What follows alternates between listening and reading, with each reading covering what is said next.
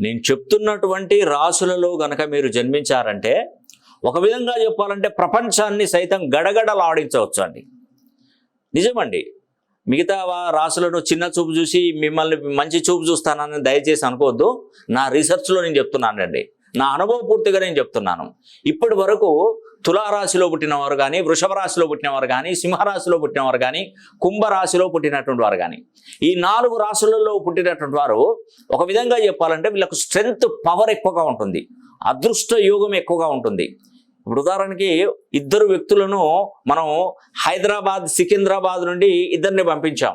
ఎక్కడికి? అమీర్పేటకు పంపించాం. ఒకటే టైము, ఒకటే సెకండ్స్లో వాళ్ళిద్దరికి 2 వెహికల్స్ ఇచ్చి పంపించాం. 2 సేమ్ వెహికల్స్.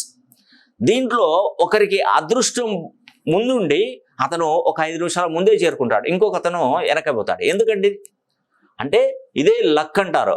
అంటే అతను వెళ్ళాడు, ఇతను వెళ్ళాడు, కానీ ముందు వరుసలో ఉన్నటువంటి వాళ్ళు ఎవరండి? వీళ్ళు. ఎవరు వాళ్ళు? తులారాశి, వృషభ రాశి, సింహరాశి, కుంభరాశి. ఈ 4 రాశులు అంటే ఫాస్ట్గా ఉంటుంది. ఎప్పుడు ఉంటుంది అంటే వాళ్ళ పేరులో సంఖ్యాబలం మినిమం ఉండాలి. మీరు సంఖ్యాబలం లేదనుకోండి, డిగ్రీస్ కరెక్ట్గా లేవనుకోండి, మీరు వీళ్ళకంటే కింద పడిపోతారు. ఎస్, నేను చెప్పేది నిజమండి.